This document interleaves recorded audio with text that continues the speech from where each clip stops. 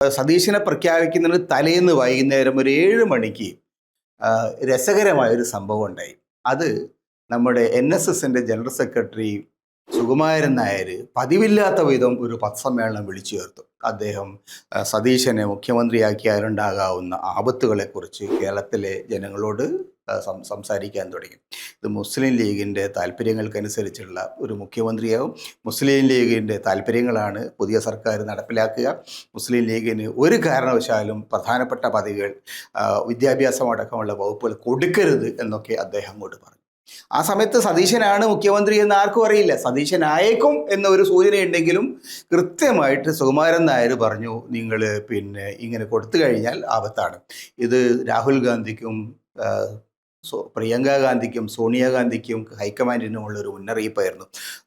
വലിയ കേരളത്തിൽ ആകാശം ഇടിഞ്ഞു വീഴും എന്നാണ് സുകുമാരൻ നായർ തലേന്ന് പറഞ്ഞത്. സുകുമാരൻ നായരെ പോലെ തന്നെ ഈ കാര്യത്തിൽ നിലപാടെടുത്ത മറ്റൊരാളാണ് നമ്മളെ വെള്ളാപ്പള്ളി നടേശൻ അവർകൾ. വെള്ളാപ്പള്ളി നടേശനും സുകുമാരൻ നായരും തമ്മിൽ സത്യത്തിൽ കീരിയും പാമ്പും പോലെയുള്ള കൂട്ടരാണ്. ഒരു നിലക്ക് ഒരു കാര്യത്തിലും യോജിപ്പില്ലാത്ത കൂട്ടരാണ്. പക്ഷേ സതീശൻ മുഖ്യമന്ത്രിയാവരുത് എന്ന കാര്യത്തിൽ NSS ആയാലും ശരി, SNDP ആയാലും ഐക്യമുന്നണിയായിട്ട് നിന്നു. വെള്ളാപ്പള്ളി സത്യത്തിൽ സതീശന് നേരെ ഉപയോഗിച്ചിരിക്കുന്ന വാക്കുകളൊന്നും നാട്ടുകാർക്ക് പറയാൻ കൊള്ളാവുന്ന വാക്കുകളല്ല. കേരളത്തിൽ സാധാരണക്കാരായിട്ടുള്ള ആളുകൾ അവരുടെ ദൈനംദിന സംഭാഷണത്തിൽ ഒരിക്കലും ഉപയോഗിക്കാത്ത വാക്കുകളാണ് ഈ വലിയ മഹാപ്രസ്ഥാനത്തിൻ്റെ നടുനായകനായിട്ടുള്ള വെള്ളാപ്പള്ളി നടേശൻ പ്രയോഗിച്ചത്.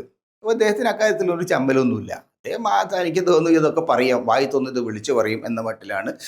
പക്ഷേ ഈ കാര്യത്തിൽ സതീശൻ മുഖ്യമന്ത്രി ആയതിനു മുമ്പും മുഖ്യമന്ത്രി ആയതിനു ശേഷവും അദ്ദേഹം മുഖ്യമന്ത്രി ആയത് ശരിയായില്ല, അത് ഗുണം ചെയ്യില്ല, അത് മുസ്ലിം ലീഗിൻ്റെ ഒരു ഏജൻസിയായിട്ട് പ്രവർത്തിക്കും എന്നൊക്കെയാണ് അദ്ദേഹവും പറഞ്ഞത്.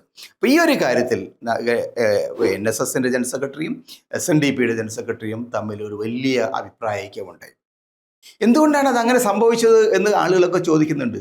ഇന്നലെ വരെ കീരിയും പാമ്പും പോലെ സുകുമാരൻ നായരും വെള്ളാപ്പള്ളിയും ഈ കാര്യത്തിൽ യോജിച്ചു. എന്തുകൊണ്ട്?